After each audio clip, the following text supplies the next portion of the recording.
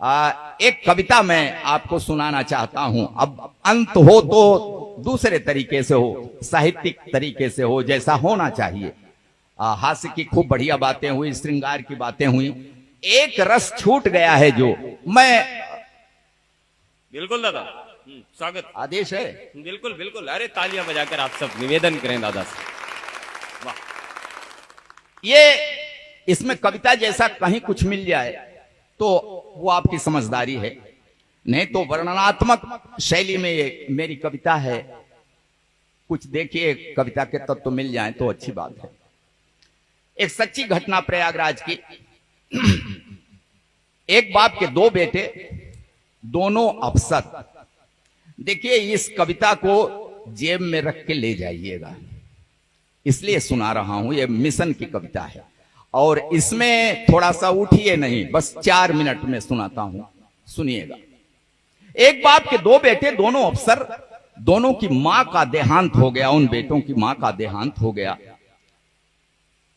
13वीं बीती। 13वीं के दूसरे दिन दोनों बेटों ने बाप से कहा। तब बाप ने जो उत्तर दिया, बाप के मुंह से जो शब्द निकले, जो बातें निकली, मैं वो आपको सुना रहा हूं। एक बार ताली बजा करके बस शांति बनाइएगा। बाप ने कहा कि खेत बाग घर बेच दूं, चलकर रहूं तुम्हारे साथ शहर में। 1 महीना छोटे के घर, 1 महीना बड़े के घर में।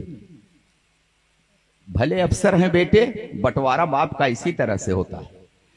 तब बाप ने कहा कि खेत बाग घर बेच दूं, चलकर रहूं तुम्हारे साथ शहर में।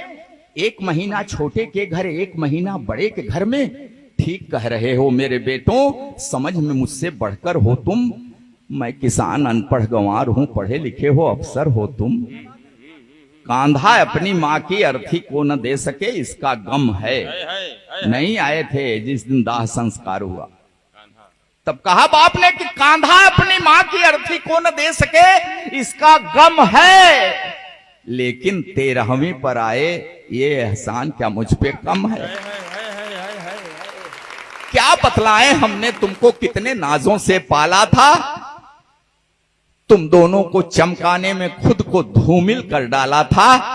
ढंग की शिक्षा के प्रबंध में दिन बीते कितने बेढंगे। किसी तरह सिर ढका अगर तो पांव रह गए अपने नंगे। तुम्हें जिंदगी मान लिया था, तुम्हें जिंदगी मान लिया था, इसी लगन में थके नहारे। हम कितने बेरंग हुए, तब सुर्ख हो सके स्वप्न तुम्हारे। स्वयं बेसुरे हुए तुम्हारे जीवन के